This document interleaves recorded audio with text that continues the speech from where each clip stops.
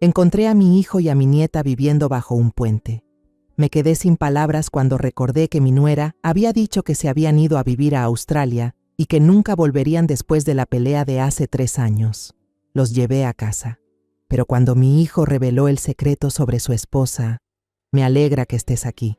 Si estás viendo este video, dale like, suscríbete al canal y cuéntame en los comentarios desde dónde escuchas mi historia de venganza. Quiero saber hasta dónde ha llegado. Llegué a Guanajuato en una tarde de sol suave. La habitación del hotel que alquilé era pequeña, pero tenía un balcón diminuto que daba a una calle llena de gente que iba y venía. Arrastré mi maleta hasta un rincón y me quedé quieta un momento, mirando hacia afuera. Se escuchaban cantos callejeros a lo lejos, mezclados con las risas y las conversaciones de los turistas. Me dije a mí misma que este viaje era para sanar, para olvidar los días pesados en Querétaro, donde mi casa ya solo guardaba silencio y recuerdos dolorosos. Tomé mi bolso y salí del hotel, caminando hasta una pequeña plaza con una fuente que murmuraba y bancos de piedra fresca. Me senté, observando en silencio a un mimo que actuaba frente a la gente. Miré alrededor, buscando un poco de alegría en los rostros desconocidos, pero mis ojos se detuvieron, sin querer, en un rincón detrás de la fuente. Allí, una niña pequeña estaba acurrucada, abrazando con fuerza una muñeca de trapo vieja y rota, a la que solo le quedaba un ojo. Era delgada, con los pies descalzos llenos de polvo y el cabello enredado y pegado por el sudor. No pedía dinero como otros niños, solo se quedaba sentada, en silencio, con los ojos grandes y tristes, mirando a la gente pasar. No sé por qué, pero esa imagen me apretó el corazón.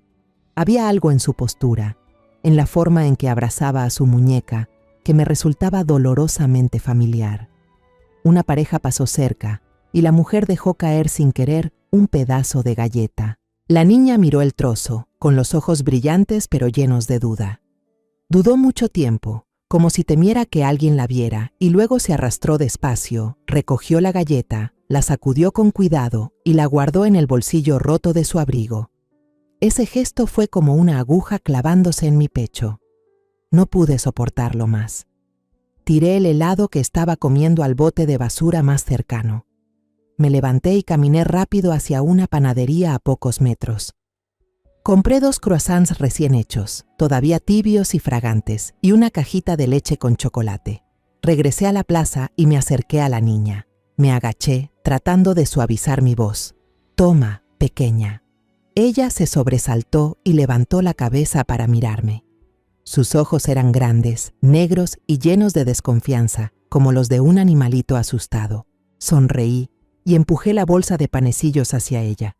Pero cuando su mirada se cruzó con la mía, el tiempo pareció detenerse. En su párpado derecho había un pequeño lunar, tan diminuto que había que mirar con atención para notarlo. Ese lunar era igual al de Miguel, mi hijo. Sentí que el aire se me atascaba en la garganta, como si alguien me apretara el pecho. Mi nieta estaba en Australia, viviendo una vida cómoda con sus padres.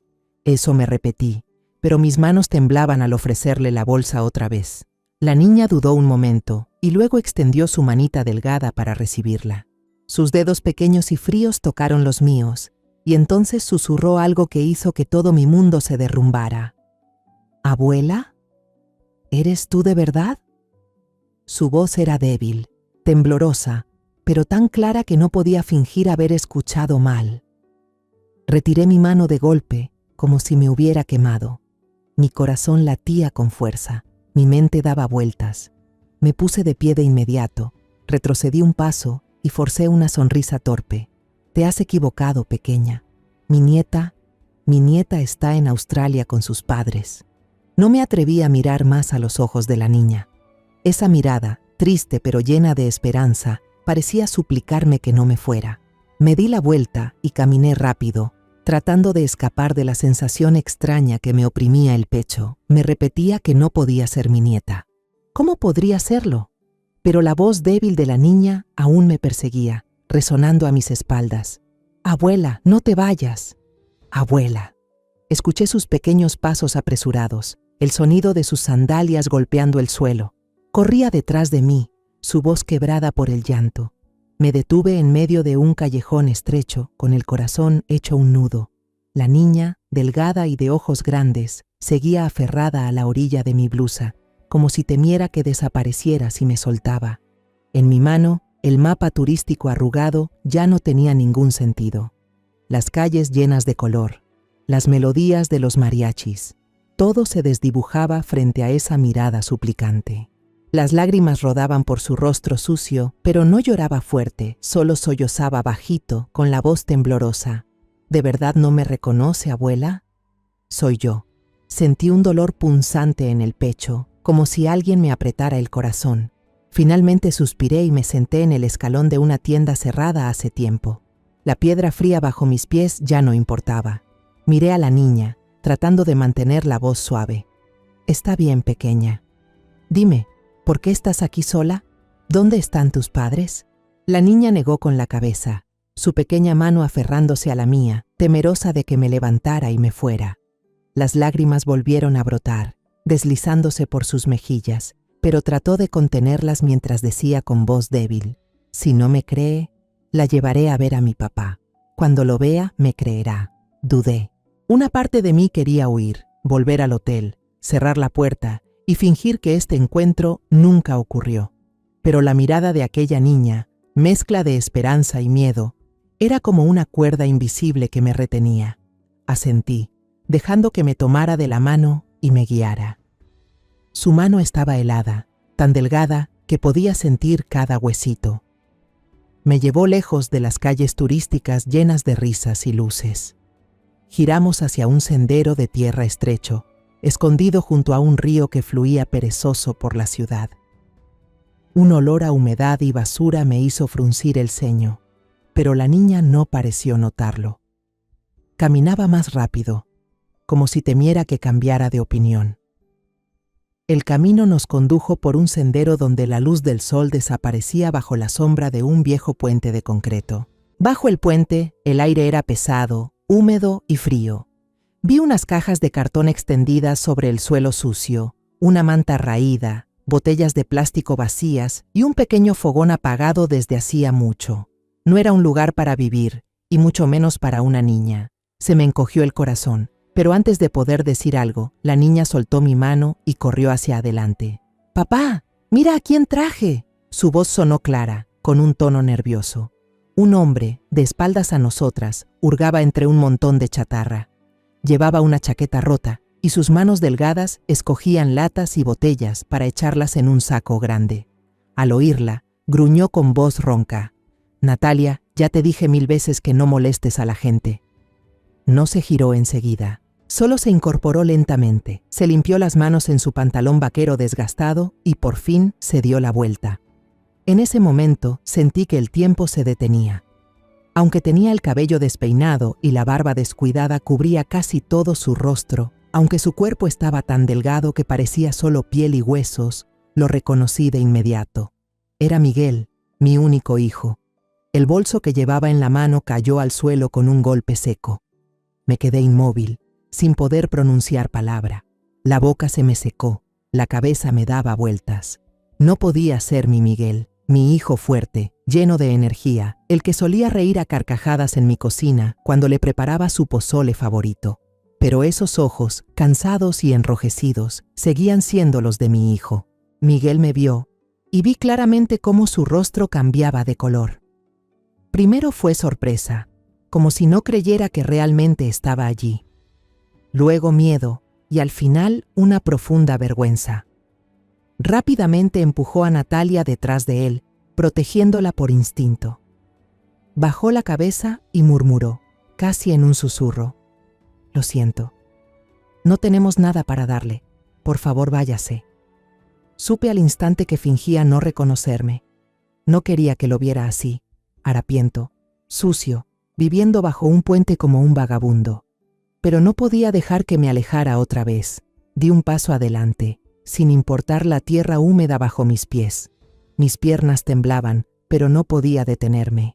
Levanté la mano, queriendo tocar su rostro, asegurarme de que no era un sueño, pero la mano se quedó suspendida en el aire, sin atreverse a tocar. Mi voz se quebró, llena de dolor. Miguel, ¿qué te pasó, hijo? No pude contener las lágrimas. Durante 3 años viví con el dolor de haberlo perdido, y ahora estaba frente a mí, pero en ese estado. No entendía, no podía comprender cómo todo había llegado a ser tan terrible. Al oír su nombre, Miguel pareció derrumbarse. El muro que había intentado levantar se desmoronó por completo. Alzó la cabeza, los ojos enrojecidos llenos de lágrimas. Se arrodilló en el suelo, se tomó la cabeza entre las manos y, con voz entrecortada por los sollozos, dijo: «Mamá, lo siento. Todo es culpa mía». Su llanto, aunque intentaba contenerlo, resonó bajo el puente silencioso. Natalia, asustada, lo miró y luego me miró a mí. Corrió hacia él, lo abrazó del hombro y dijo con voz temblorosa: «Papá, no llores. No llores, por favor. La abuela está aquí. Ella nos va a ayudar, ¿verdad, abuela?». Minutos después, estaba sentada sobre una piedra helada bajo el puente, mirando a Miguel mientras usaba la manga rota de su camisa para limpiar la cara sucia de Natalia. Sus manos temblaban, pero eran cuidadosas, como si temiera lastimarla. Esa imagen me partió el corazón. Mi Miguel, el muchacho alto y fuerte, siempre sonriente como un rayo de sol, ahora era solo una sombra del hombre que fue, delgado, agotado, cubierto de polvo. Su ropa rota y sucia, el cabello enmarañado y la barba espesa le daban un aspecto irreconocible. Solo sus ojos seguían siendo los mismos, cansados pero llenos de la bondad del hijo que crié durante 30 años. Natalia se acurrucó contra su padre, abrazando su muñeca rota, con los ojos grandes mirándome como pidiendo ayuda. Quise abrazarlos a los dos, protegerlos de ese lugar húmedo y frío, pero el recuerdo del día fatídico de hace 3 años volvió a mí como una avalancha. Claro, doloroso, imposible de detener. Era una tarde de sábado, el cielo despejado y el sol suave. Estaba en mi pequeña cocina en Querétaro, moviendo el pozole que hervía en la olla, el plato favorito de Miguel desde niño. Sonreía, pensando en la cena de esa noche, cuando toda la familia estaría reunida otra vez, riendo y conversando como en los viejos tiempos. Natalia, que entonces tenía solo 3 años, seguramente se alegraría al ver su pequeño tazón lleno de cilantro. También había preparado un plato de limones y rábanos en rodajas, justo como a Miguel le gustaba. Pero entonces, la puerta principal se abrió de golpe, con tanta fuerza que me sobresalté y casi se me cayó la cuchara de madera que tenía en la mano. Escuché pasos pesados, apresurados, y luego apareció Miguel en la puerta de la cocina, seguido por Adriana, mi nuera. Tenía los ojos enrojecidos, como si hubiera estado llorando, pero reconocí enseguida la forma en que se aferraba a Miguel, como una actriz interpretando a una víctima. Miguel lanzó las llaves del coche sobre la mesa del comedor, haciendo un ruido agudo que me hizo detenerme. Su rostro estaba tenso y sus ojos ardían de rabia, una mirada que nunca antes había visto en mi hijo. «Mamá, ven, tenemos que hablar», dijo con voz helada. Me limpié las manos en el delantal y salí al salón, con el corazón ya intranquilo. «¿Qué pasa, Miguel? ¿Por qué estás tan alterado?». Traté de mantener mi voz tranquila, aunque algo dentro de mí presintió lo peor. No respondió enseguida. Solo se quedó ahí, con los puños apretados, hasta que de repente me señaló con el dedo. «Deja de fingir, mamá. ¿Por qué andas hablando mal de Adriana con la vecina? Dijiste que es floja, que no sabe cuidar a su hija y que solo gasta mi dinero, ¿verdad?». Su voz temblaba de furia, pero lo que más me dolió fue su mirada, llena de decepción y distancia. Me quedé helada, como si alguien me hubiera abofeteado con fuerza. ¿Quién te dijo eso?», tartamudeé, tratando de recordar si había dicho algo a doña María, mi vecina. Sí, me había quejado alguna vez, es cierto, pero solo como una madre preocupada por su hijo. Jamás dije que Adriana fuera perezosa, ni mucho menos que solo supiera gastar dinero. Antes de que pudiera explicarme, Adriana habló entre sollozos, pegándose a Miguel como una niña que busca protección. «Te lo dije, amor, no hagas esto más grande. Es solo que ya no puedo más. Esta mañana tu mamá no me dejó llevar a Natalia al parque. Dijo que era un gasto de gasolina inútil». Se secó las lágrimas, pero vi claramente el cálculo detrás de su mirada. Intenté mantener la calma, con la voz temblorosa. Solo dije que el tráfico los fines de semana es pesado, Adriana. No quise prohibirte nada, pero Miguel me interrumpió bruscamente, como si yo fuera una mentirosa. Basta, mamá. Adriana ya me lo contó todo. Dices que su familia es pobre, que siempre la criticas. Controlas mi dinero y hasta dijiste que darle dinero a mi esposa es de idiotas. Cada palabra era una puñalada en el pecho. No entendía cómo todo había llegado tan lejos. Solo quería lo mejor para mi hijo, que él y Adriana vivieran en paz, que Natalia creciera en un hogar feliz. Pero mis palabras ya no tenían peso. Miguel no escuchaba, solo creía en las lágrimas de su esposa. Me acerqué, queriendo tomarle la mano, queriendo decirle que nunca quise hacerle daño. Pero él retrocedió, con una mirada fría, como si fuera una extraña y no su madre. Desde hoy no quiero que te metas más en mi vida, dijo entre dientes, cada palabra como un martillo golpeando mi alma. Aunque me muera de hambre en la calle, no volveré a buscarte. Esa frase congeló mi corazón. Me quedé inmóvil en medio del salón, mientras el aroma del pozole en la cocina se volvía insípido, vacío, sin sentido. Miguel se dio la vuelta y tomó la mano de Adriana, subiendo directamente a la habitación.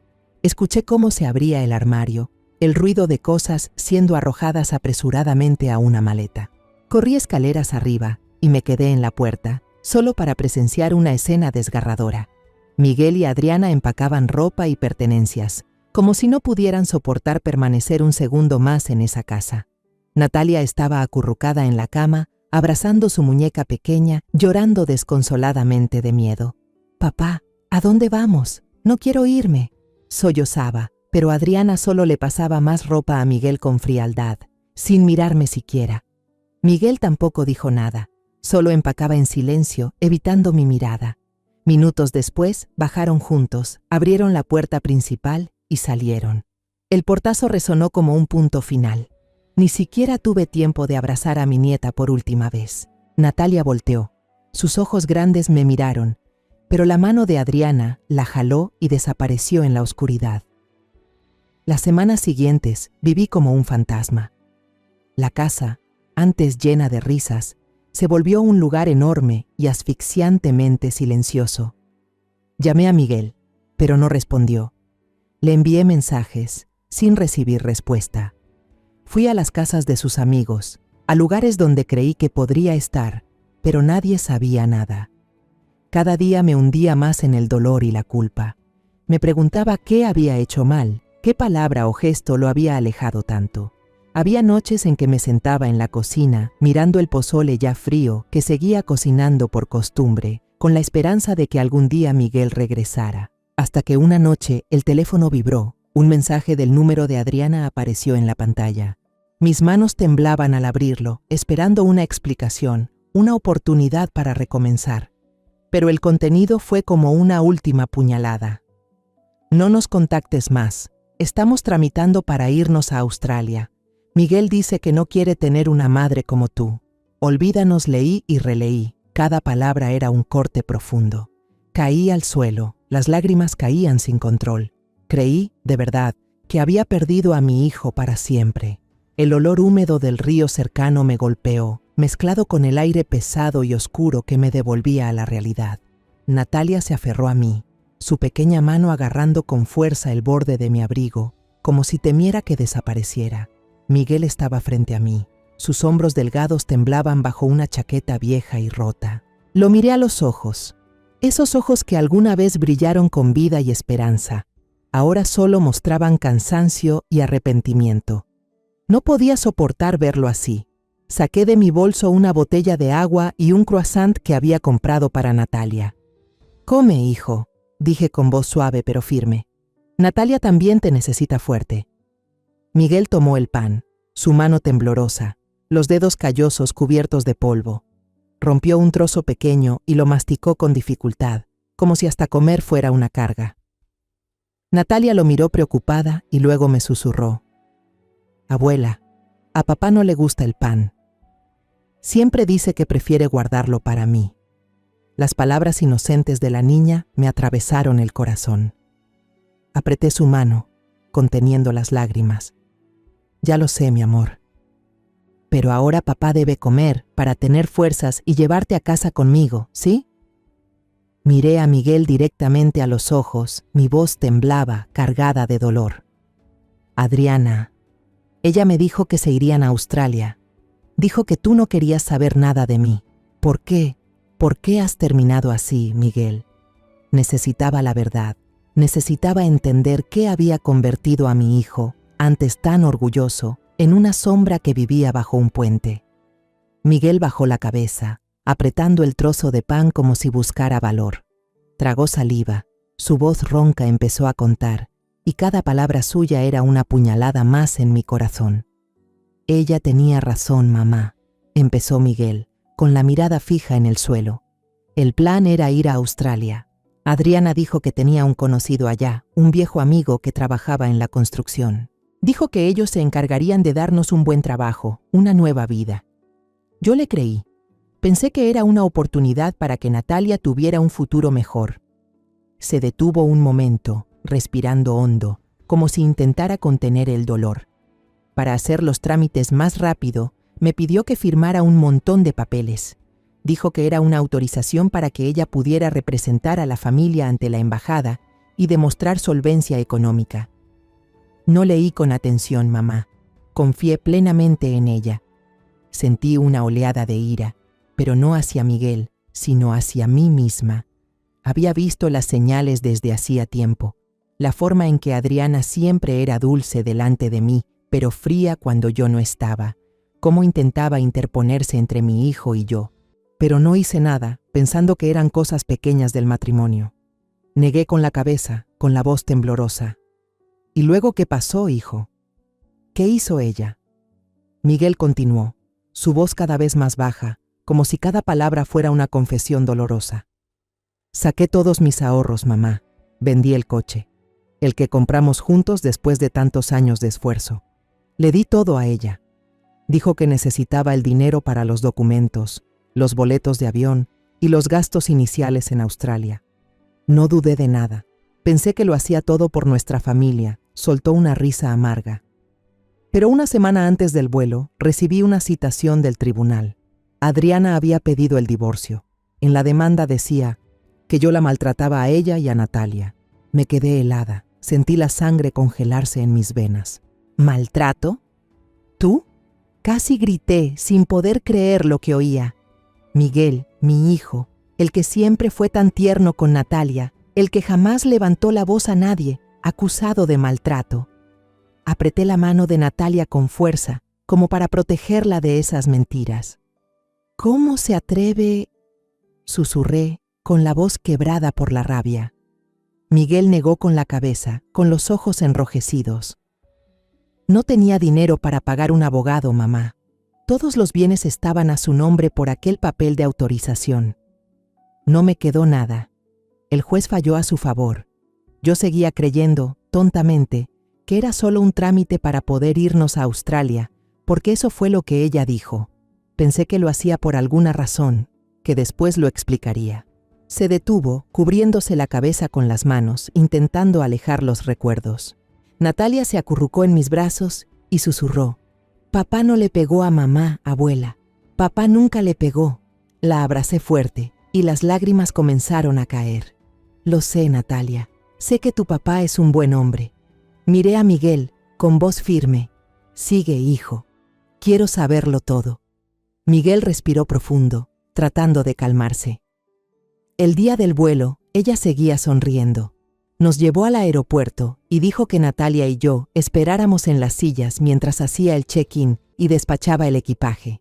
Llevaba todo el dinero en efectivo, los pasaportes de los tres y los boletos de avión.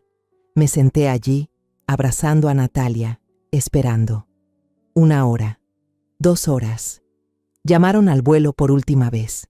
La llamé, pero su teléfono ya estaba apagado. Corrí al mostrador, casi fuera de mí.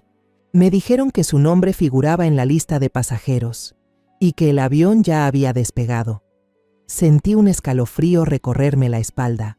La imagen de Miguel y Natalia sentados en el aeropuerto, confundidos y esperando, mientras Adriana se había ido con todo, me hizo querer gritar. ¿Ella abandonó a los dos?, pregunté, aunque ya sabía la respuesta. Miguel asintió, su voz temblaba. Al día siguiente, cuando estábamos en la terminal sin saber a dónde ir, ella me llamó desde un número desconocido. Se detuvo, respiró hondo, como si necesitara reunir fuerzas para continuar. Se rió por teléfono, mamá, una risa fría, como si disfrutara de mi dolor. Me dijo, ¿lo ves? Fuiste un idiota por confiar en mí y dudar de tu propia madre. Este es el precio de tu estupidez. No me busques nunca más. Al decir esto, Miguel no pudo contenerse. Se desplomó sobre mi hombro y rompió a llorar como un niño. Su llanto, ahogado y lleno de dolor, desgarró el silencio bajo el puente. Natalia también lloraba, abrazando a su padre con la voz temblorosa. Papá, no llores. Mamá no fue buena, pero ahora tenemos a la abuela. Los abracé con fuerza, las lágrimas me caían sin cesar. La rabia hacia Adriana me consumía como un fuego que quería arrasarlo todo. Pero más que eso, sentía una tristeza infinita por Miguel, mi hijo ingenuo, que había confiado en la persona equivocada y pagado con toda su vida. Me levanté y los hice ponerse de pie. «Vamos», dije con firmeza, aunque por dentro seguía temblando. «A casa con mamá. No más puentes, no más basura, no más hambre. No permitiré que sufran un día más». Miguel dudó, sus ojos llenos de vergüenza. «Mamá, no lo merezco. Te herí, dije cosas horribles, no puedo». Pero lo interrumpí, apretándole la mano. «Eres mi hijo, nada en este mundo puede cambiar eso. Vamos, Miguel, ven conmigo». Llevé a los dos a la terminal de autobuses en Guanajuato, sosteniendo la mano de Natalia, mientras Miguel caminaba detrás, con la cabeza gacha, evitando las miradas ajenas. El lugar estaba lleno de gente. Los altavoces anunciaban salidas, las voces se mezclaban, pero yo no presté atención. Solo quería llevar a mi hijo y a mi nieta a casa, al lugar del que nunca deberían haber partido. Compré 3 boletos de autobús a Querétaro y elegí los asientos del fondo para que pudieran sentarse juntos, lejos de las miradas curiosas. Cuando el autobús arrancó, Natalia apoyó la cabeza en mis piernas. Sus ojos cansados se cerraron y su pequeña mano no soltaba mis dedos. Sentir esos deditos delgados, fríos, pero aferrados con tanta fuerza, me partía el alma. Le acaricié el cabello despeinado, conteniendo las lágrimas. Miguel se sentó junto a mí, mirando en silencio por la ventana. Las luces de la calle iluminaban su rostro demacrado, resaltando las líneas de sufrimiento que 3 años atrás no existían. Sus ojos se veían agotados, pero sabía que trataba de esconder la tormenta interior. En el silencio del viaje nocturno, mientras el motor sonaba como una canción lejana, Miguel empezó a hablar con voz ronca, como si cada palabra le costara un esfuerzo enorme. «Los primeros días fueron los peores, mamá», comenzó, sin apartar la vista del vidrio oscuro. «No tenía documentos. Adriana se los llevó todos, mi identificación, el registro familiar, incluso el acta de nacimiento de Natalia. No podía alquilar un cuarto ni conseguir un trabajo decente». Lo escuchaba mientras acariciaba el cabello de Natalia, pero por dentro sentía que me ahogaba. La imagen de mi hijo, el mismo que antes conducía orgulloso el pequeño camión repartiendo dulces de la fábrica familiar, ahora vagando sin un solo papel, me rompía el corazón. «¿Qué hiciste para sobrevivir cada día?», le pregunté con voz temblorosa, aunque parte de mí temía escuchar la respuesta. Miguel respiró hondo, como si necesitara reunir valor. «Fui a una obra en las afueras, a pedir trabajo como ayudante. Pensé que al menos tenía salud, podía hacer trabajos pesados, pero el encargado solo me miró de arriba a abajo y movió la mano. Si no tienes papeles, vete a otra parte, no quiero problemas». Me quedé ahí, en medio del polvo, sintiéndome invisible. Nadie me necesitaba, nadie quería mirarme. Su voz se quebró y vi cómo le temblaban los hombros. Esa primera noche, Natalia y yo dormimos en un banco del parque. Hacía frío, y ella abrazaba su muñeca vieja, la que su madre le dejó, temblando sin parar. A medianoche empezó a llover. Tuve que cargarla y correr a refugiarnos bajo el techo de una tienda cerrada. Ella lloraba, llamando a su madre, y yo solo podía abrazarla más fuerte, pero por dentro me sentía impotente. Me mordí los labios, conteniendo las lágrimas. La imagen de Natalia, mi nieta pequeña, temblando bajo la lluvia y llamando a su madre, me partía el alma. ¿Por qué no me llamaste, Miguel?, susurré con la voz entrecortada. Con una sola llamada habría ido enseguida. Miguel me miró con los ojos enrojecidos. Quise hacerlo, mamá, dijo con tono lleno de remordimiento. Una vez encontré una moneda en la basura. Estuve mucho rato frente a un teléfono público, con la moneda en la mano, temblando. Sabía que si llamaba, tú vendrías enseguida, pero entonces, las palabras que dije aquel día volvieron a mi cabeza. Aunque me muera de hambre, nunca volveré a buscarte. El orgullo tonto y la vergüenza me detuvieron. Tenía miedo de que me miraras con decepción, de que vieras en mí a un fracasado, alguien que no merece ser tu hijo. Le tomé la mano, áspera y llena de cicatrices. Esa mano que alguna vez fue suave, que solía sostener la cuchara conmigo mientras revolvía el pozole en la cocina, ahora estaba dura y marcada. Yo nunca haría eso, susurré con la voz temblorosa. Eres mi hijo, Miguel. No importa lo que pase, siempre te amaré. Apreté su mano, queriendo transmitirle un poco de fuerza, un poco de fe en que todo estaría bien. Miguel bajó la cabeza y las lágrimas le rodaron por las mejillas. No lo merezco, mamá. Hice sufrir a Natalia. Una vez tuvo fiebre muy alta, deliraba, llamando a su madre. No tenía dinero para llevarla al médico. Solo podía mojar un pañuelo en el río y ponerlo en su frente, mientras rezaba. Pensé que la iba a perder. Su voz se quebró, y Natalia, aunque dormía, se movió un poco, como si sintiera el dolor de su padre. Abracé a Natalia más fuerte, y mis lágrimas cayeron sobre su cabello. Hiciste todo lo que pudiste, Miguel, dije, tratando de mantener la voz firme. No abandonaste a Natalia, aunque todo estuviera en tu contra. Estoy orgullosa de ti por no rendirte. Sabía que mis palabras no borrarían su dolor, pero quería que entendiera que nunca lo culparía. Miguel siguió hablando, con una voz cansada, cargada de pena. Un hombre sin hogar nos llevó bajo un puente. Dijo que al menos ahí no nos mojaríamos.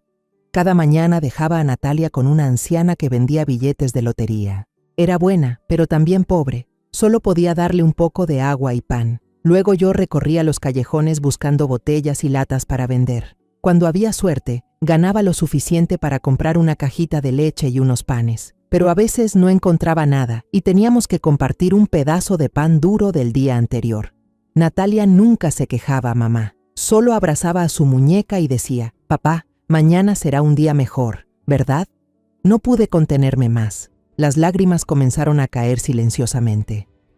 Imaginé a Natalia, con solo 6 años, viviendo esos días, aprendiendo a soportar el hambre, el frío, cuando en realidad debería estar jugando, estudiando y creciendo en un hogar cálido. La miré dormir profundamente en mis brazos, su carita aún sucia, pero tranquila. «Es fuerte, Miguel», dije. «Y tú también. Sobrevivieron. Ahora que mamá está aquí, todo será diferente». Cuando el autobús se detuvo en la estación de Querétaro, ya estaba amaneciendo. La luz del alba se extendía suavemente sobre las calles conocidas donde había vivido toda mi vida. Guié a padre e hija de regreso a casa, caminando por las calles aún vacías, mientras el aroma del pan recién horneado empezaba a flotar desde las panaderías. Miguel caminaba detrás de mí, vacilante, como si no se atreviera a creer que podía volver. Frente al portón de hierro de la casa, se detuvo y lo miró con duda en los ojos. «Mamá, no sé si debería entrar», murmuró. «Te hice daño, no merezco estar aquí». Abrí la cerradura, empujé la puerta y luego tomé su mano. «Esta es tu casa, Miguel. Siempre lo será». El aroma familiar de harina y azúcar del pequeño taller de repostería detrás de la casa se mezcló con el aire, como una cálida bienvenida. Natalia observaba con asombro la casa limpia y acogedora. Sus ojos brillaban, aunque aún había timidez en ellos. Señaló el viejo sofá del salón y dijo en voz bajita: «Papá, ¿podemos dormir aquí esta noche?». La tomé en brazos y la abracé con fuerza, sintiendo su pequeño cuerpo temblar de emoción. No pude contener más las lágrimas que rodaron por mis mejillas. «No solo esta noche, Natalia», dije con voz temblorosa pero firme. «Desde ahora esta es su casa. Nadie los echará nunca más». Miré a Miguel, que permanecía en el umbral, con los ojos enrojecidos. Lo primero que hice fue preparar una bañera con agua caliente en el pequeño baño de la casa. Llevé a Natalia adentro con cuidado, ayudándola a quitarse la ropa vieja y sucia. Al ver su cuerpo delgado, las leves marcas moradas en sus brazos y piernas, sentí el corazón encogerse. La lavé con suavidad, temiendo lastimarla. Natalia se quedó quieta, con los ojos grandes observándome, y sonrió tímidamente cuando la espuma se posó en su cabello. «Abuela, el agua tibia se siente tan rica», susurró con una voz clara pero aún temerosa. Sonreí, intentando ocultar las lágrimas. «Desde ahora podrás bañarte con agua caliente todos los días, Natalia», le dije, acariciando su cabello mojado. En el armario encontré un vestido rosado, pequeño y delicado, que había comprado 2 años atrás, cuando todavía tenía la esperanza de que Natalia regresara algún día. Pensé que nunca lo usaría, pero al ver a la niña con el vestido puesto, radiante como una pequeña flor, sentí mi corazón llenarse de calor. Miguel también se bañó y se afeitó la barba espesa que le cubría el rostro. Cuando salió del baño, vestido con la ropa vieja de su padre, un poco grande pero limpia, casi no lo reconocí. Aunque seguía delgado, su mirada ya no tenía tanta oscuridad. Vi en él al hijo que solía reír a carcajadas en la cocina cuando le enseñaba a envolver los dulces de coco. «Mamá, ¿me veo bien?», preguntó con voz insegura, temiendo mi juicio. Me acerqué, puse una mano en su hombro y sonreí. «Sigue siendo el hijo guapo de mamá», dije, con la voz entrecortada. Bajó la cabeza y sonrió apenas, pero pude ver que la culpa aún pesaba en su interior.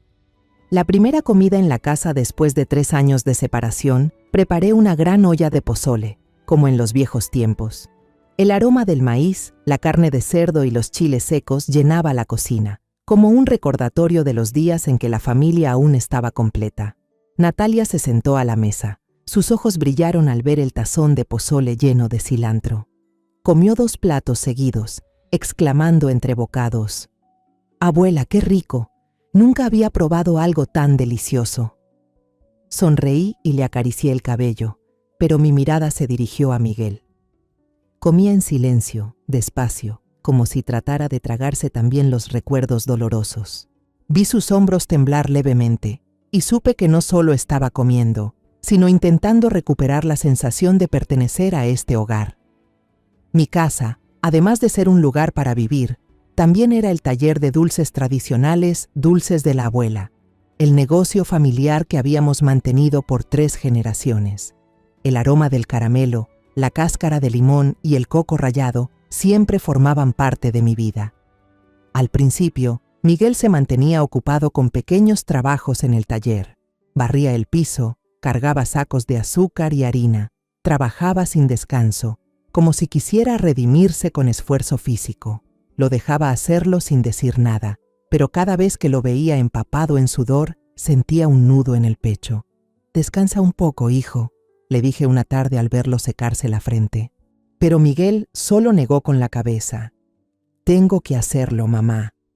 «Te debo demasiado, Natalia». Mientras tanto, se adaptó rápidamente.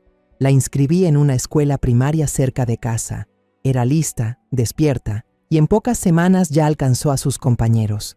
Cada tarde, cuando iba a recogerla, corría hacia mí, me abrazaba fuerte y empezaba a contarme emocionada sus historias del día.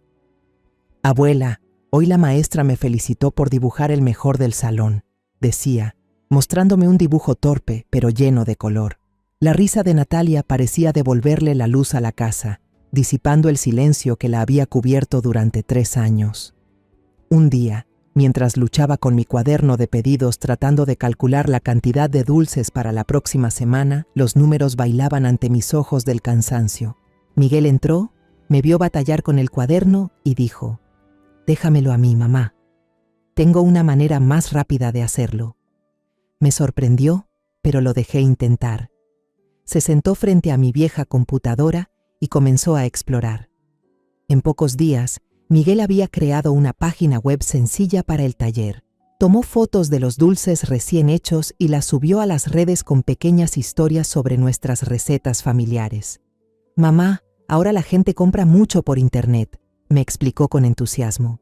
«Tenemos que ponernos al día». Miré a mi hijo y no pude evitar sentir orgullo. Mi Miguel, a pesar de todo el dolor que había vivido, seguía siendo inteligente y creativo. Los pedidos comenzaron a llegar, al principio solo algunos desde la ciudad, pero poco a poco la buena fama se extendió. La gente hablaba de una marca familiar que no solo ofrecía dulces deliciosos, sino también una historia conmovedora de reencuentro. Miguel diseñó un nuevo empaque, simple pero profesional, con la imagen de una abuela haciendo dulces junto a una niña sonriente. Era Natalia y yo. Se contactó con servicios de entrega, amplió el negocio a otros estados, y pronto el teléfono no dejaba de sonar con nuevos pedidos. El taller volvió a llenarse de vida, como en los viejos tiempos. Una noche tarde, cuando entré al taller, las luces aún estaban encendidas. Miguel estaba concentrado empacando los últimos pedidos para entregarlos a la mañana siguiente. Levantó la mirada, con el sudor cubriéndole la frente, pero en sus ojos brillaba un poco de vida. Le preparé una taza de chocolate caliente, como solía hacerlo cuando era niño, y la puse sobre la mesa. «Descansa un poco, hijo», le dije suavemente. Miguel tomó la taza, inhaló profundamente y levantó la vista hacia mí. «Mamá, no sé cómo agradecerte. Si no fuera por ti, Natalia y yo…» Su voz se quebró y no terminó la frase. Puse mi mano sobre su hombro y sonreí. «No necesitas decir nada. Con que tú y Natalia estén aquí conmigo es suficiente». Sonrió, una sonrisa verdadera, la primera en 3 años. En ese momento supe que las heridas del pasado comenzaban a sanar, pero en el fondo aún sentía arrepentimiento. Ojalá hubiera dejado mi orgullo a un lado y hubiera buscado a Miguel antes. Tal vez él y su padre no habrían tenido que soportar tantos años de dolor. Me prometí a mí misma que, de ahora en adelante, no permitiría que nadie ni nada volviera a dañar a esta familia. Nuestra vida poco a poco volvió a la normalidad. La pastelería prosperaba tanto que una empresa de Canadá nos contactó para discutir la importación de nuestros dulces de coco y de leche. Observaba a Miguel trabajar, negociar con los socios, gestionar los pedidos y veía cómo recuperaba su confianza. Natalia también crecía cada día, convirtiéndose en una niña alegre que llenaba la casa de luz y risas. Pero una tarde soleada, cuando el taller estaba lleno de clientes entrando y saliendo, un taxi se detuvo frente al portón. El sonido de las ruedas sobre el pavimento me hizo levantar la cabeza con una sensación de inquietud. Una mujer bajó del auto, vestida con un vestido ajustado y unas gafas de sol que le cubrían casi todo el rostro. Miguel, que cargaba una caja hacia el camión, se detuvo en seco, las manos le quedaron colgando a los lados. Natalia, que estaba sentada en el umbral leyendo un cómic, levantó la vista con los ojos muy abiertos. La mujer se quitó lentamente las gafas, revelando un rostro que nunca podría olvidar. Adriana. El fantasma del pasado había regresado, de pie frente a mi casa, con esa sonrisa helada que sabía que traería una nueva tormenta. El bullicio del taller se apagó de golpe, como si el mundo entero contuviera la respiración. Las risas y las voces de los clientes que elegían dulces de coco y de leche se detuvieron, reemplazadas por miradas curiosas hacia la entrada.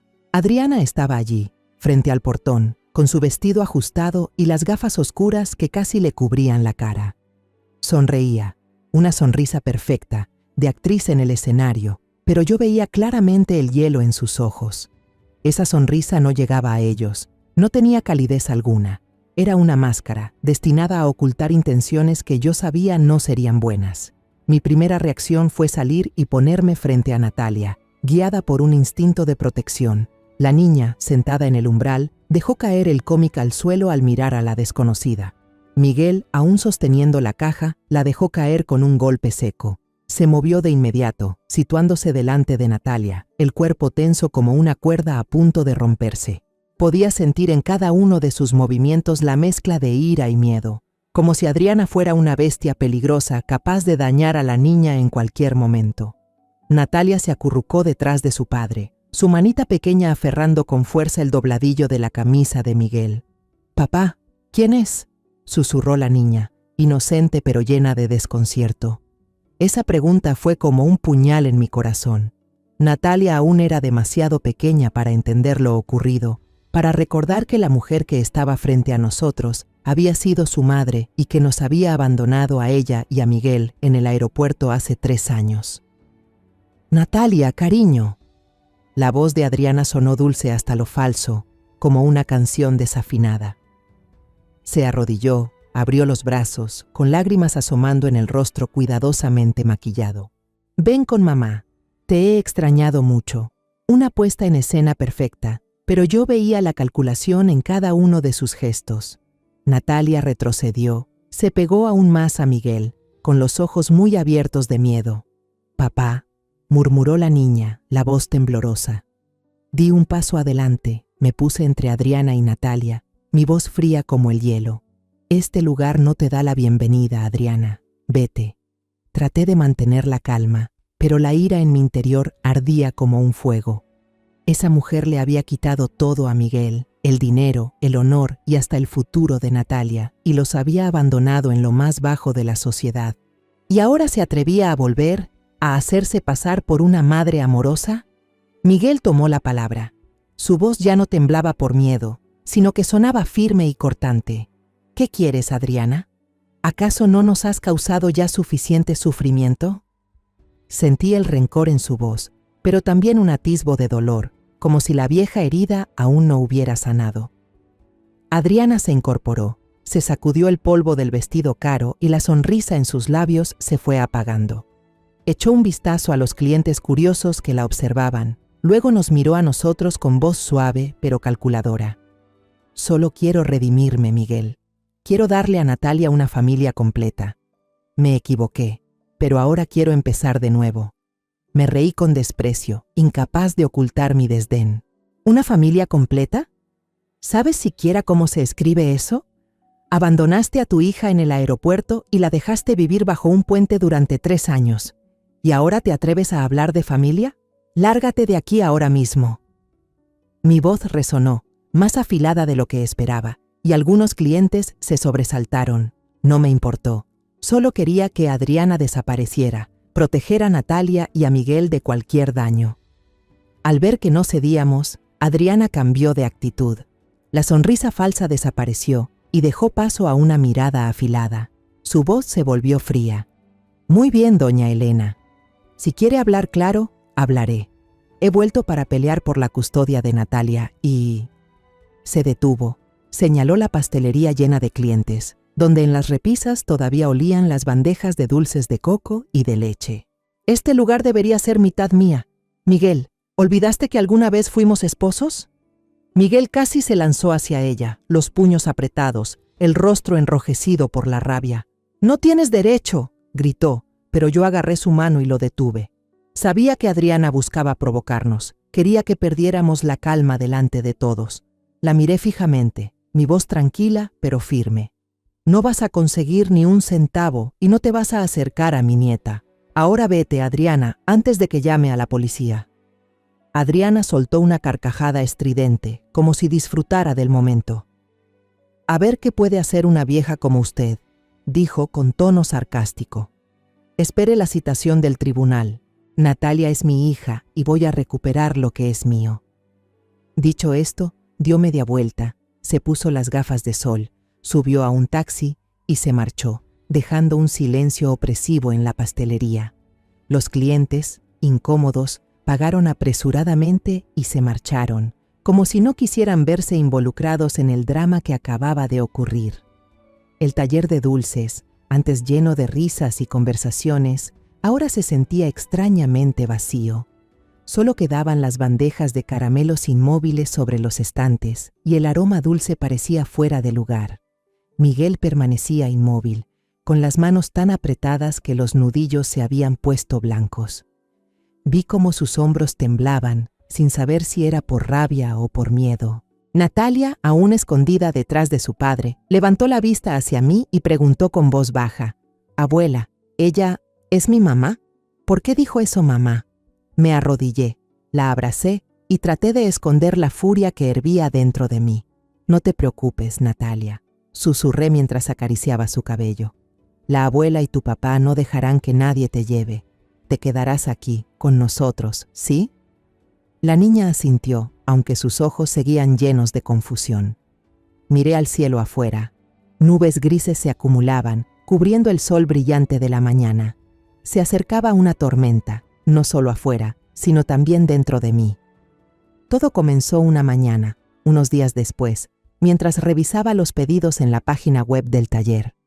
Apareció una notificación de un grupo de reseñas gastronómicas de la ciudad de Querétaro. Una cuenta llamada Mamá Primeriza había publicado: «Advertencia a todos. Mi hijo tuvo dolor de estómago toda la noche después de comer los caramelos de coco del taller Dulces de la Abuela. No sé qué ingredientes usan». La publicación venía acompañada de una foto de una caja de caramelos de coco con nuestro logo, tomada de manera descuidada, como si quisieran que se viera barata. Sentí que la sangre me hervía.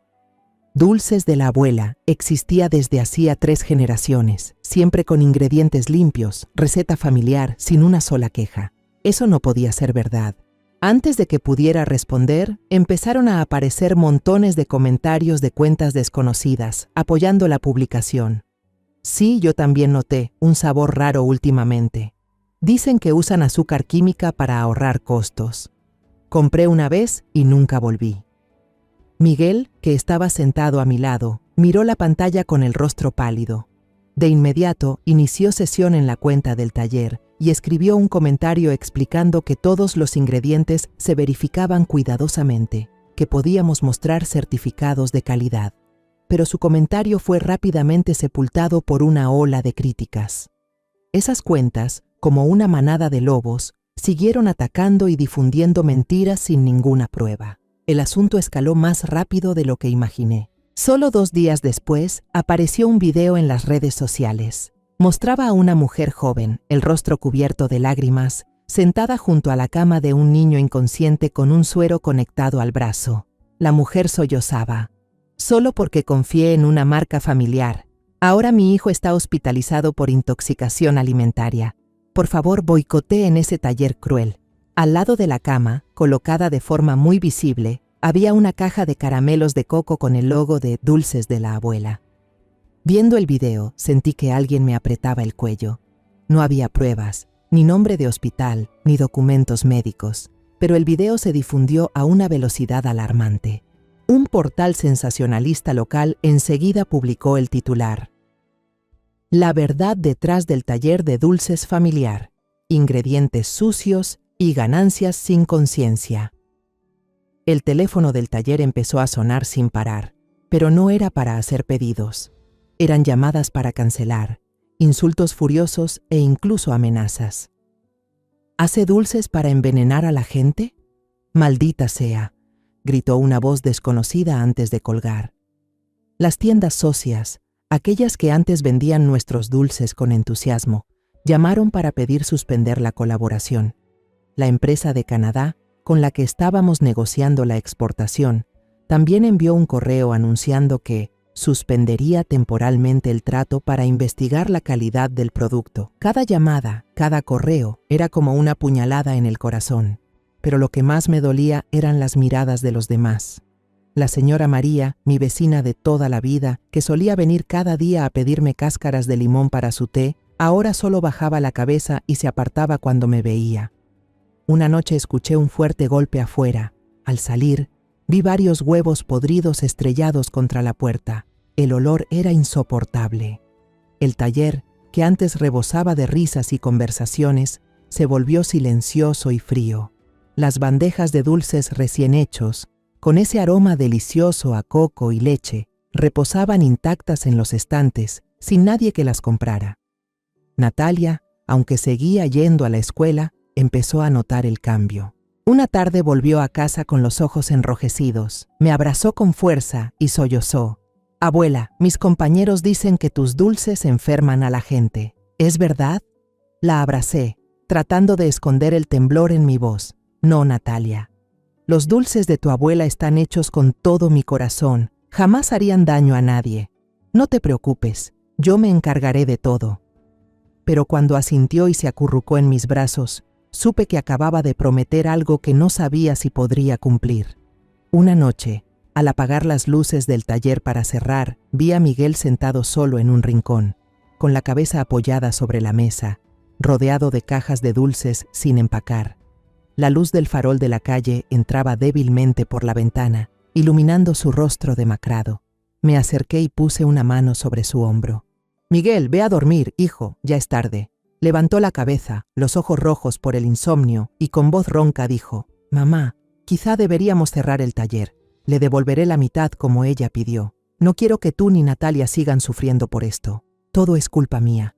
Si no hubiera dejado que Adriana volviera, nada de esto habría pasado». Al oírlo, todo mi cansancio se desvaneció y sentí una llama de rabia y determinación encenderse dentro de mí. Me senté frente a él, tomé sus manos y las apreté con fuerza. «Escúchame, Miguel», dije con voz firme. «Nosotros no hicimos nada malo. Este taller es el alma de nuestra familia, de tu abuelo, de tu padre, y ahora tuya y mía. No dejaré que ese demonio lo destruya, ni que se acerque a Natalia. Prefiero luchar hasta el final antes que rendirme». Miguel me miró, todavía con duda en los ojos, pero alcancé a ver un destello de esperanza. «Mamá, ¿no tienes miedo?», murmuró como un niño pequeño. Sonreí, aunque por dentro estaba destrozada. «Claro que tengo miedo, hijo, pero me da más miedo perderte a ti y a Natalia. Ya te perdí una vez y no dejaré que pase otra vez». Me levanté, fui a mi habitación y abrí el viejo cofre de madera de mi esposo. Dentro había una libreta de contactos desgastada, donde él guardaba los números de sus amigos más cercanos. Fui pasando las páginas con el corazón acelerado hasta encontrar un nombre: Don Rafael. Era un abogado jubilado que había ayudado a nuestra familia años atrás, cuando casi perdimos el taller por un problema de tierras. Marqué el número, con las manos temblorosas. Del otro lado, una voz grave y familiar respondió. «¿Aló? ¿Quién habla?» «Rafa, soy yo, Elena», dije, respirando hondo para mantener la voz firme. «Necesito tu ayuda. Mi familia está en un gran problema». Le conté brevemente sobre Adriana, los rumores, la amenaza de quitarme la custodia de Natalia y de arruinar la pastelería. Don Rafael escuchó sin interrumpir y luego respondió: «Elena, cálmese, iré mañana. Resolveremos esto». Colgué el teléfono sintiendo un poco de alivio, pero también sabía que esta batalla apenas comenzaba. Afuera, las nubes grises seguían suspendidas, pero dentro de mí se encendía una nueva determinación. Protegería a mi familia, cueste lo que cueste. A la mañana siguiente, don Rafael apareció en la puerta de mi casa, alto y con un traje gastado, pero aún con la presencia firme de un antiguo investigador.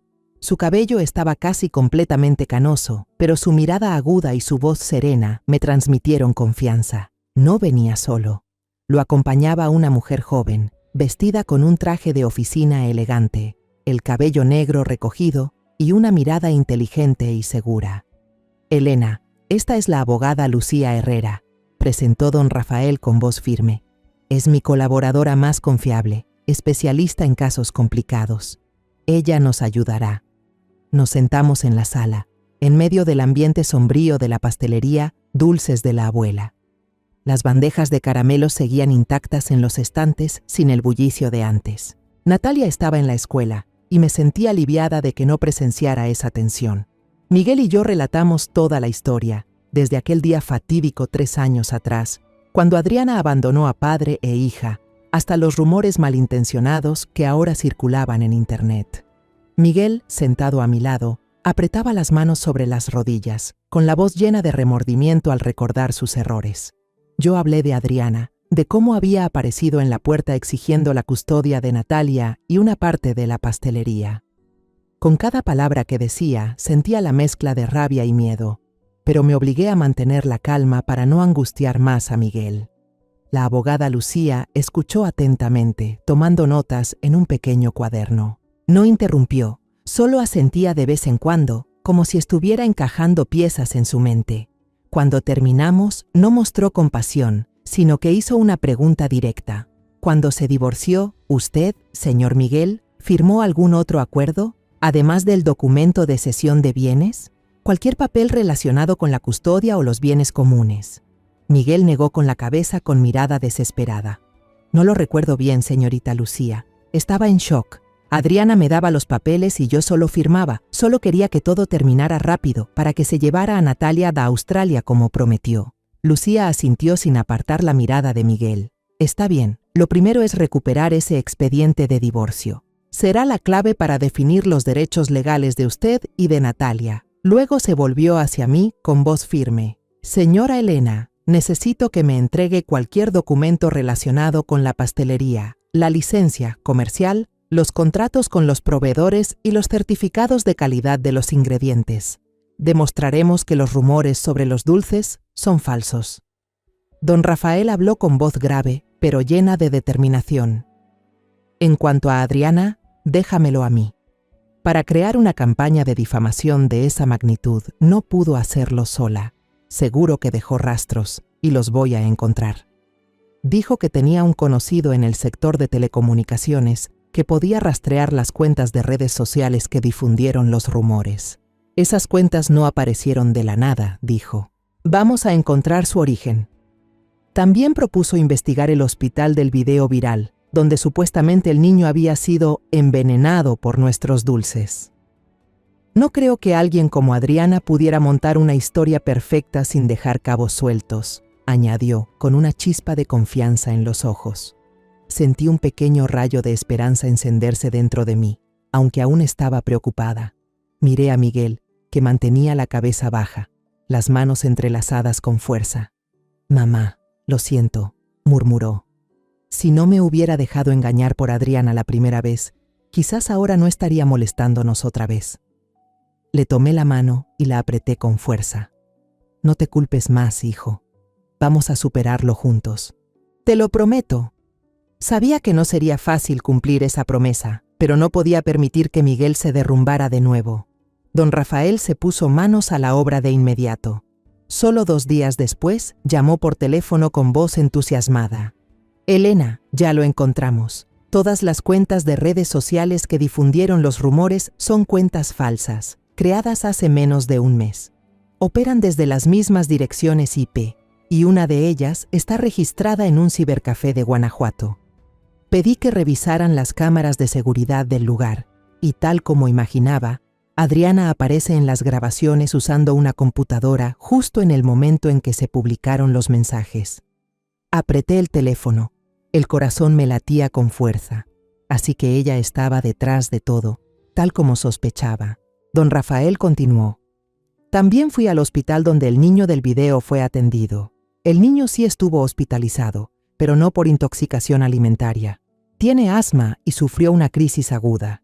La madre del niño, una vieja amiga de Adriana, admitió que le ofrecieron dinero para participar en la farsa.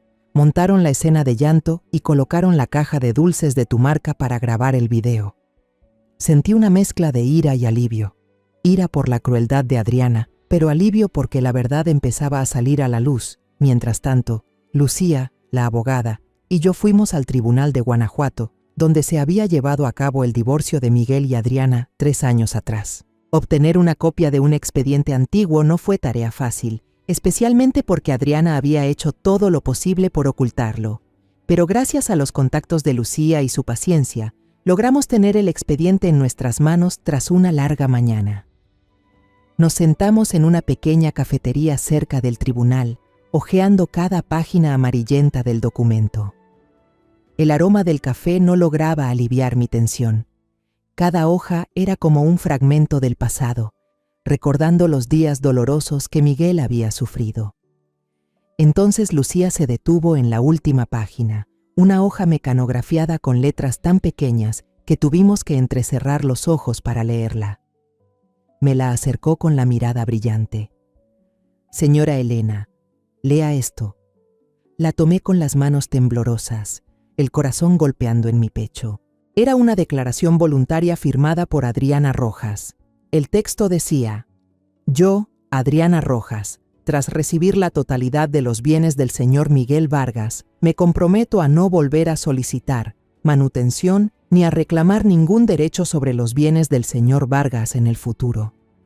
Leí esa línea una y otra vez, sintiendo como un peso inmenso se desprendía de mis hombros.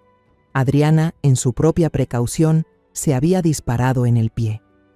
Firmó ese documento para asegurarse de que Miguel no interfiriera en su nueva vida, pero ahora se había convertido en la prueba que la condenaba. Le entregué el papel a Miguel, que estaba sentado a mi lado, en silencio desde hacía rato.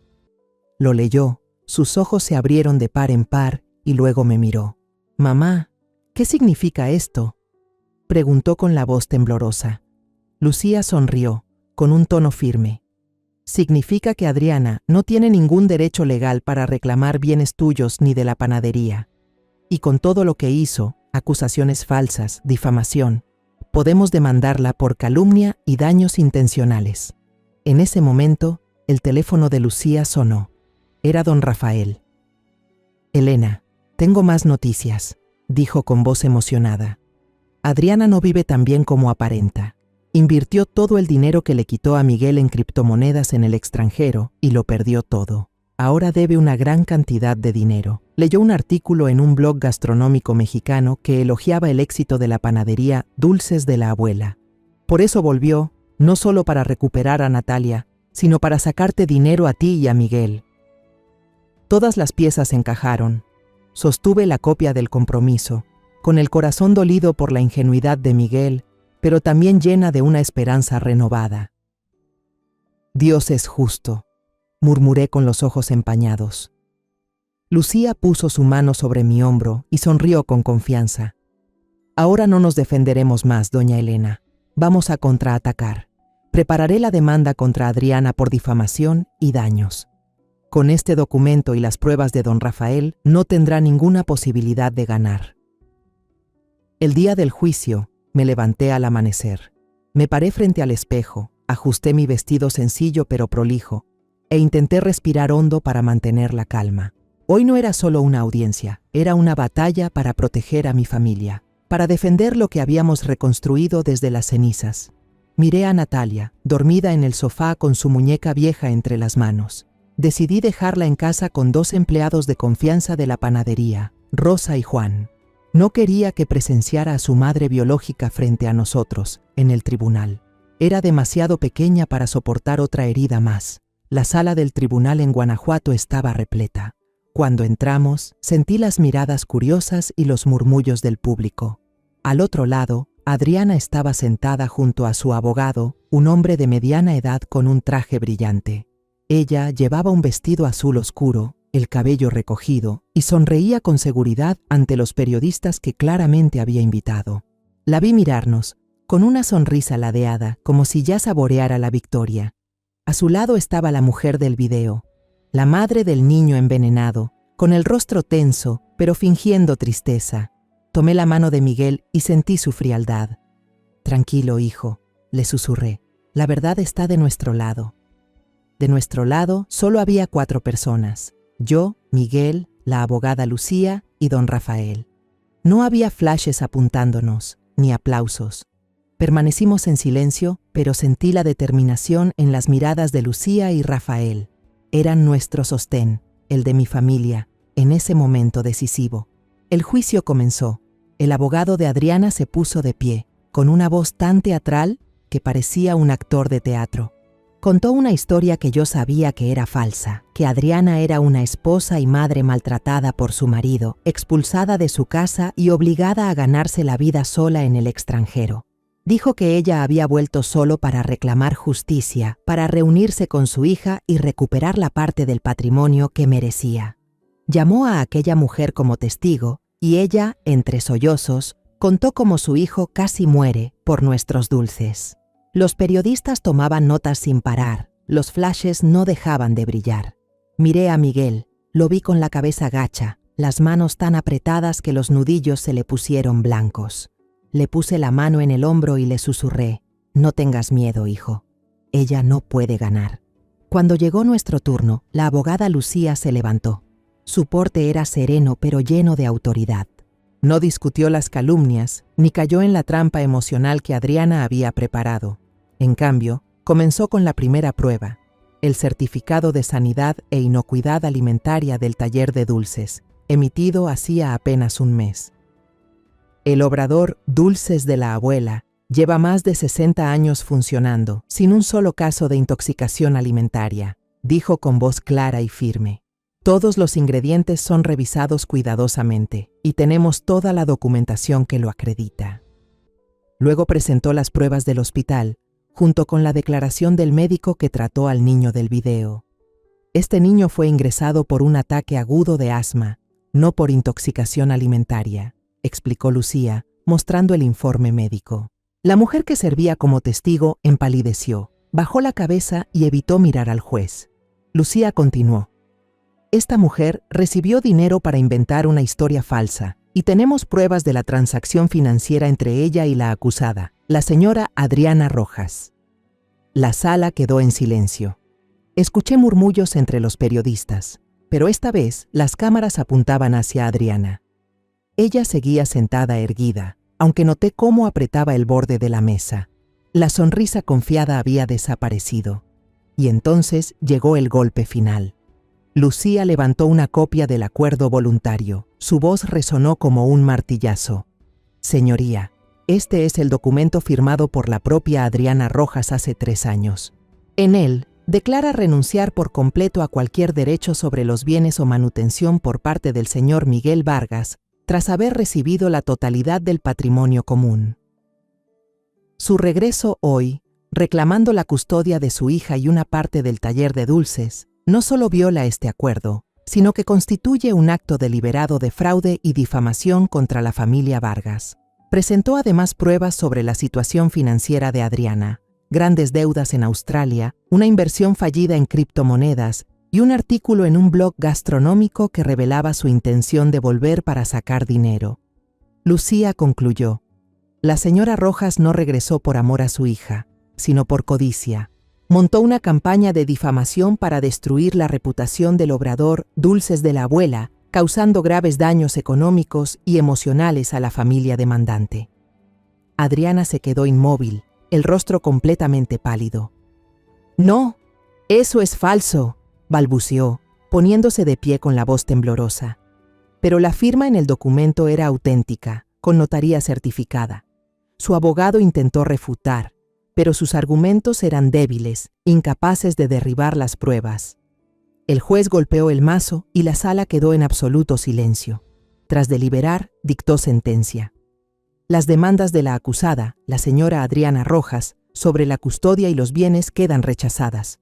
Además, con base en las pruebas presentadas, este tribunal considera que existen indicios de difamación y daños intencionados. El demandante tiene derecho a presentar una contrademanda contra la señora Rojas por dichas acciones. Los reporteros que habían ido en busca de titulares escandalosos sobre el taller de pasteles malvado, ahora apuntaban sus cámaras hacia Adriana. Ella, presa del pánico, trató de cubrirse el rostro con las manos y se escabulló rápidamente del tribunal, perdiéndose entre la multitud. La miré irse sin sentir satisfacción, solo una profunda tristeza. Cuando salimos del juzgado, el sol brillaba con fuerza, como si el cielo también celebrara nuestra victoria. Algunos vecinos esperaban en la entrada, entre ellos doña María. Corrió hacia mí, tomó mis manos y dijo con voz llena de arrepentimiento: «Elena, perdóneme. Fuimos tan tontos al creer en esos rumores. Usted y Miguel no merecían pasar por todo esto». Sonreí y negué con la cabeza. «No se preocupe, María. Ya todo pasó. Gracias por venir». Cuando la multitud se dispersó, solo quedamos Miguel, Lucía, don Rafael y yo. Tomé la mano de Lucía, los ojos empañados. «Señorita Lucía, gracias. Si no fuera por usted y el señor Rafael, No sé qué habría sido de mi familia. Lucía sonrió, con una mirada cálida. Doña Elena, solo hice mi trabajo, pero debo decirle, usted es la madre más fuerte que he conocido. Don Rafael asintió y dio una palmada en el hombro de Miguel. Eres un buen hombre, Miguel. No dejes que el pasado te defina. Cuando llegamos a casa, Natalia jugaba en el patio con la hermana Rosa. Al vernos, corrió hacia nosotros, abrazando las piernas mías y de Miguel, riendo con alegría. «Abuela, papá, hoy la maestra me felicitó por mi redacción sobre nuestra familia». La levanté en brazos, sintiendo su pequeño corazón latir con fuerza. Miguel me abrazó y dijo con la voz entrecortada: «Mamá, gracias. Si no fuera por ti, Natalia y yo». No terminó la frase, pero lo entendí. Le di unas palmaditas en la espalda y sonreí. «Somos familia, Miguel. Siempre estaré aquí para ti». La luz del sol iluminaba el patio, haciendo brillar las bandejas de dulces recién horneados del taller. Miré al cielo azul sin una sola nube. No necesitamos ir hasta la lejana Australia para encontrar la felicidad, pensé. Mientras estemos juntos, eso basta. Después de todo lo vivido, comprendí que perdonar no significa olvidar, sino liberar el corazón del odio y del dolor. La vida puede quitarnos todo, el dinero, el prestigio, incluso la fe, pero si conservamos el amor y la bondad, siempre podremos empezar de nuevo. Entendí que, a veces, el dolor es la forma en que la vida nos enseña a distinguir entre lo falso y lo verdadero, entre quien viene a herirnos y quien se queda para sanarnos. Ya no culpo a Adriana, ni guardo rencor al pasado, porque fueron precisamente esas heridas las que me hicieron más fuerte, capaz de proteger a mi hijo y a mi nieta. Y si hay algo que quiero decir a quienes se sienten perdidos entre el sufrimiento y la pérdida, es esto. Nunca crean que todo ha terminado. A veces, entre las ruinas, es donde encontramos el camino de regreso a casa. La historia que acaban de escuchar ha cambiado nombres y lugares para proteger la identidad de los involucrados. No contamos esto para juzgar, sino con la esperanza de que alguien escuche y se detenga a reflexionar. ¿Cuántas madres están sufriendo en silencio dentro de su propio hogar? Me pregunto sinceramente, si usted estuviera en mi lugar, ¿qué haría? ¿Guardaría silencio para mantener la paz o tendría el valor de enfrentarlo todo para recuperar su voz? Quiero conocer su opinión, porque cada historia puede ser una vela que ilumine el camino de otra persona. Dios siempre bendice y estoy convencida de que el valor nos guiará hacia días mejores. Por ahora, al final de la pantalla dejaré 2 de las historias más queridas del canal. Estoy segura de que les sorprenderán. Gracias por quedarse conmigo hasta este momento.